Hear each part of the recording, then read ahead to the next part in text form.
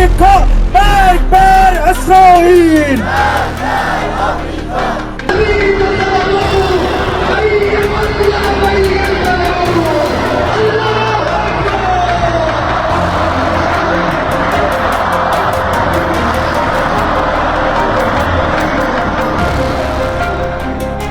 Isang nakakagulat na balita ang yumanig sa buong Middle East. Sa loob lang ng ilang oras tila nawala ng ulo ang Islamic Republic. Parang biglang naputol ang pinakaitaas ng kanilang pamumuno. Pero imbis na tumahimik ang sitwasyon, lalo pa itong naging delikado. Habang nanunumpa ang Iran, nagaganti raw sila ng paghihiganting hindi pa raw nakita ng mundo. Ayon sa kanilang opisyal na pahayag, nagsimulang gumalaw ang mga grupong tapat sa rehimen. Hindi ito simpleng protesta. Sa Baghdad at Beirut, nagtipon ng mga pro-regime militia sa labas ng US embassies, sigawan, tulakan, at pilit na pagtatangkang pasukin ng mga compound. Para sa maraming nakakaalala ng kasaysayan, parang bumabalik ang multo ng 1979. Isang eksenang akala ng marami ay hindi na mauulit, pero heto na naman. Pero hindi doon nagtapos ang kaguluhan. Sa halip na harapin ng direkta ang US military, may ibang hakbang na ginawa ang Tehran. Isang desisyong mas ikinabahala ng mga kalapit bansa. Sa halip na targetin ng military bases, mga sibilyan ang tinamaan. Isang malawakang missile barrage ang inilunsad at ang mga tumama ay nasa mga lungsod tulad ng Dubai at Doha. Mga lugar na hindi naman direktang kasali sa gulo. Mga syudad na puno ng ordinaryong tao, pamilya at negosyo. Para sa maraming analis, malinaw ang mensahe. Takutin ng rehiyon, pilitin silang yumuko, gamitin ng sindak bilang sandata. Ang pag-ataking ito sa mga neutral na bansa ay nagbigay ng isang malinaw na larawan. Kapag wala ng malinaw na liderato, ang natitirang opsyon ng rehimen ay pananakot at kaguluhan. Ngayon ang buong Middle East ay tila nakatayo sa ibabaw ng apoy. Isang maling galaw lang at maaring lumawak pa ang digmaan. At dito nagsisimula ang mas nakakatindig balahibong bahagi ng kwento. Bago pa man lumipad ang mga missile, may isang babala ang ipinadala ng Iran sa buong mundo. Isang mensaheng malamig diretso at walang pag-aalinlangan. Pakinggan natin ang clip na yun. The devils of the world will celebrate, and everybody here has managed to brainwash. But this is not over. Trump is going to pay a price paid by no American president at all time, paid by no Zionist of all time, paid by no criminal of all time. Trump is going to see, because revenge is coming, and revenge is coming soon. And revenge is coming after Trump, after everybody who facilitated this assassination. He will pay the ultimate price. And it's not only by the millions of Iranians, it's not only by the millions in resistance countries, it's also by those who have newly joined the resistance. Nang makumpirma ang pagkamatay ni Ham, hindi nag-aksaya ng oras ang Iranian State TV. Sa isang broadcast na pinanood sa buong bansa, malinaw ang kanilang mensahe. May darating na paghihiganti na, ayon sa kanila, hindi pa nasasaksihan ng mundo. Hindi lang iyon simpleng pahayag. Inulit pa ito ng IRGC, ang Revolutionary Guards ng Iran. Ayon sa kanilang opisyal na anunsyo, magsisimula raw sa loob ng ilang sandali ang pinakamapanirang opensiba sa kasaysayan ng Armed Forces ng Islamic Republic na target umano ang Israel at mga US bases sa rehiyon. Tinawag nila itong True Promise, the Sixth Wave. Habang umiikot ang video na yon online, nakita ito ni President Trump at agad siyang naglabas ng pahayag. Ayon kay Trump, Iran just stated that they were going to hit very hard today, harder than they have ever hit before. They better not do that. However, if they do, we will hit them with a force that has been never seen before. Malinaw ang babala. Pero may isang detalye na mas lalong nakakagulat.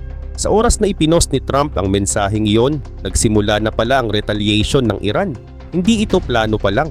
Nasa ere na ang mga missile at hindi lang iyon ang problema. Habang may banta mula sa himpapawid, may isa pang pressure point sa lupa. Ang mga US embassies sa rehiyon ay napalibutan ng matitinding protesta mula sa mga grupong pro-Iran. Sa Baghdad, maaga pa lang ay nagsimula ng magtipon ng mga tao. Pagkagising pa lang dire-diretso na silang pumunta sa lugar kung saan matatagpuan ang US Embassy. Sigawan sa kalsada, tulakan at paulit-ulit na pagtatangkang sirain ng mga harang at makapasok sa loob ng compound. Ganito rin ang eksena sa Lebanon. Isang Lebanese Shia militia at ayon sa ilang ulat posibleng konektado sa Hezbollah ang naiulat na nag-target sa US Embassy sa isang armadong insidente. Hindi na ito simpleng rally. May armas na kasali sa eksena. Pero para sa kaunting peace of mind, may mahalagang punto rito. May mga kaparehong protesta na rin noong pinatay ng Israel ang leader ng Hezbollah na sinasala at pati na rin ng mapatay ang leader ng Hamas. Sa parehong pagkakataon nagkaroon ng tensyon pero kalaunan ay kumalma ang sitwasyon at walang embassy na nasakop o nabasag. Ang kaibahan ngayon, mas mataas ang tensyon kaysa dati. At kung babalikan ng kasaysayan, may pattern ng Iran pagdating sa US diplomats. Noong 1979 ang pag-hostage sa mga American diplomats, ang isa sa mga pangyayaring nagpatibay sa kapangyarihan ng rehimen. Kaya natural lang na maraming tao ang kinakabahan sa posibilidad na maulit yon. Sa kabutihang palad, tila handa ang US sa senaryong ito. Bago pa man magsimula ang operasyon, inilikas na ang karamihan sa embassy staff sa rehiyon, lalo na sa Lebanon. Ang naiwan ay bare minimum personnel lamang, sapat para magpatuloy ang basic operations pero hindi buong team. Sa Iraq naman malinaw ang suporta ng gobyerno sa US at higit pa rito may mga marine forces na nakadeploy sa mismong embassy sites handang protektahan ng mga tauhan anumang oras. Pero kahit may ganitong paghahanda, hindi pa rin ito simpleng sitwasyon na pwedeng baliwalain. Dahil kung may isang bagay na paulit-ulit na ipinapaalala ng kasaysayan, ito yun. Sa Middle East, isang maliit na spark lang ang kailangan para lumaki ang apoy. Ngayon, pag-usapan natin ng totoong military retaliation ng Iran. Dahil kung titingnan mo ang mga numero, may kwento itong sinasabi. Isang kwento na ayaw nilang maintindihan ng marami. Kinumpirma mismo ng Iranian media na naglunsad sila ng missiles at drones laban sa ilang bansa, Qatar, Bahrain, Israel, Kuwait at UAE. At dito nagiging kakaiba ang lahat. Sa listahang yon ang pinakamatinding tinamaan ay ang UAE. Oo, United Arab Emirates. Pero sandali lang, hindi naman sila ang umatake sa Iran. Hindi rin sila ang nag-host ng mga eroplanong sangkot sa pagkamatay ni Ham. Wala silang direktang papel sa insidenteng yon, pero sila ang pinakapinupuruhan. Sa loob lang ng first 24 hours, ayon sa mga ulat, 140 missiles at 200 drones ang pinakawalan patungong UAE. 66 na missiles ang tumama sa Qatar. 45 missiles at 9 na drones ang pinadala sa Bahrain. At humigit kumulang 130 missiles ang inilunsad laban sa Israel. Pag-isipan mo yun sandali, ang UAE na hindi naman direktang kasali sa pag-atake ay tinamaan na parang sila ang pangunahing kalaban. Samantalang ang Israel na talagang sangkot sa issue ay nakatanggap ng mas kaunting missiles. Hindi ito mukhang proportional revenge, mas mukha itong galaw na puno ng kalituhan o sadyang kaguluhan para lang lumikha ng takot. Kaya ang tanong ngayon, bakit ganito kabigat ang pag-target ng Iran sa mga bansang ito? Kahapon, lumabas sa American television ang Iranian Foreign Minister para magpaliwanag. Ayon sa kanya, we are handling the situation and I was in contact with my colleagues in the Persian Gulf and I explained for them that we have no intention to attack them, but we are actually attacking the American bases in the act of self-defense. We cannot just sit and watch they are attacking us and we don't respond simply because their bases are in a friendly neighbor country. So I explained for them and I hope that they understand this situation. Another point I have to mention is, pero kapag tiningnan mo kung sino talaga ang nasasaktan, iba ang lumalabas na larawan. Hindi American military personnel ang pangunahing naapektuhan, kundi mga Emirati citizens, mga Qatari, mga Kuwaiti civilians, at maging mga turista na nagkataon lang na naroon. Kaya malinaw, ang sinasabi sa kamera ay iba sa nangyayari sa lupa. At kung babasahin mo ang sitwasyon ng mas diretso, mas simple ang dahilan.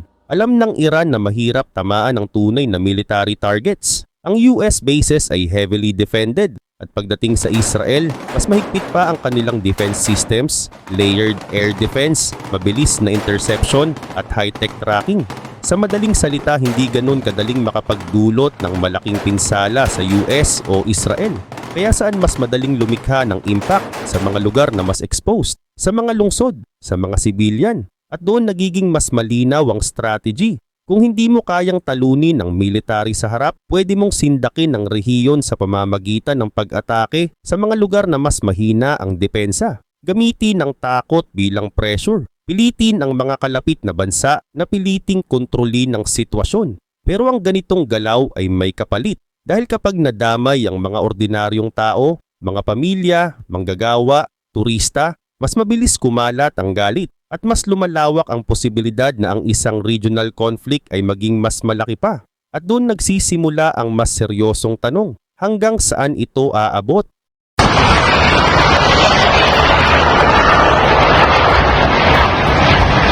Oh my God! Mga hotel, mga apartment building, mga ordinaryong tao, iyan ang tinatamaan. Walang paraan para sabihing military assets ang mga yon. Hindi mo pwedeng tawaging precision strike kung gusali ng tirahan na tourist district ang sumasabog. May isang insidente pa nga kung saan bumagsak ang debris malapit mismo sa isang cameraman. Isang segundo lang ang pagitan, isang hakbang lang pwedeng iba ang naging ending. Ganito ang itsura ng tinatawag nilang paghihiganti. Sa ngayon wala pang eksaktong bilang, pero sa UAE pa lang may 12 ng nasugatan o nasawi sa loob ng first 24 hours. Mga taong walang kinalaman sa digmaang ito, mga pamilyang natutulog lang, mga empleyadong papasok sana sa trabaho, mga turistang nagbabakasyon at hindi lang UAE ang nakaranas nito. Sa Doha, Qatar may mga pagsabog ding narinig, mga gusaling umuga, mga taong nagtatakbuhan sa gitna ng usok at sirena. Pero hindi lang pisikal na pinsala ang target, ekonomiya rin. Target ngayon ang Dubai at Doha bilang sentro ng business at aviation sa rehiyon. Sa Dubai pa lang ang aviation sector ay humigit kumulang 27% ng GDP ng lungsod. Sa buong UAE, nasa 18% ito ng kabuuang ekonomiya. At tandaan, ang Dubai International Airport ang itinuturing na pinaka-busy airport sa mundo. Nagbibigay ito ng tinatayang 4 na bilyong dolyar na direct revenue sa gobyerno bawat taon. Ngayon isinara ang airport ng mahigit isang araw. Libo-libo, baka 10,000 pa ang na-stranded. Mga pasaherong galing sa iba't ibang bansa, mga gobyernong nagmamadaling ilikas ang kanilang mga mamamayan. At habang may mga tao pa sa loob ng terminal, patuloy ang pag-atake sa mismong airport. Hindi ito isang beses lang nangyari. Paulit-ulit, hindi aksidente, estratehiya. Ang malinaw na taktika, pure chaos. Gusto ng Iran na gawing regional ang digmaan. Palawakin ito, isama ang mas maraming bansa, lalo na ang mga tinitingnan nilang kaalyado ng US. Sa pananaw nila, kung aatakihin nila ang mga bansang may US bases at malalaking American business assets, mapipilitan ng mga bansang iyon na mag-pressure sa Washington. Ang kalkulasyon, kung masakit ang epekto sa UAE, Qatar at Saudi Arabia, baka sila mismo ang magsabi sa US na itigil ang pag-atake sa Iran. O kaya naman, lumayo sila sa Washington at maging neutral. Pero sa ngayon mukhang hindi iyon ang nangyayari. Sa halip nagbabackfire ito. Ang Muslim World League, isang malaking Islamic organization, ay naglabas ng pahayag na kinokondena ang pag-atake ng Iran laban sa kapwa Muslim countries. Ang Saudi Arabia at UAE, dalawang bansang ilang taon nang may tensyon sa isa't isa, ay mas lalong nagkakalapit dahil sa mga pag-ataking ito. Ironically, bago pa magsimula ang operasyon, malinaw ang posisyon ng Saudi Arabia. Inanunsyo nila na hindi nila papayagang gamitin ng US jets ang kanilang airspace. Ibig sabihin, sinikap nilang manatiling neutral. Hindi sila pumili ng side. Pero ngayon, nakikita nila kung ano ang maaaring mangyari sa hinaharap kung magpapatuloy ang ganitong uri ng rehimen at hindi nila gusto ang nakikita nila. Kaya ang mga bansang gustong umiwas sa digmaan ay mas lalong lumalapit ngayon sa United States at maging sa Israel. May ilan pa nga na hayagang nananawagan ng regime change sa Iran. Ang layunin ng Iran ay i-isolate ang Amerika. Ang nangyayari, mas nagkakaisa ang rehiyon laban sa kanila. Pero kahit ganito ang sitwasyon, malinaw ang mensahe ng IRGC. Magpapatuloy ang kanilang retaliation. Nangako pa sila ng mas matinding hakbang at sunod-sunod na mas masakit na slaps. Sa madaling salita, posibleng tataas pa ang intensity ng bawat susunod na strike. Kaya ito ay sitwasyong kailangang bantayan ng mabuti, lalo na tila sinusubukan ng Iran na palawakin pa ang saklaw ng digmaan at isama ang mas marami pang bansa. Dagdag pa rito, may mga ulat na may napili na raw na bagong Supreme Leader. Hindi pa malinaw kung sino yun. Pero sa sandaling makumpirma ang detalye, siguradong malaking pagbabago na naman ang mangyayari sa political landscape ng rehiyon. At doon papasok ang susunod na kabanata ng krisis na ito. Abangan natin ang mga susunod na developments.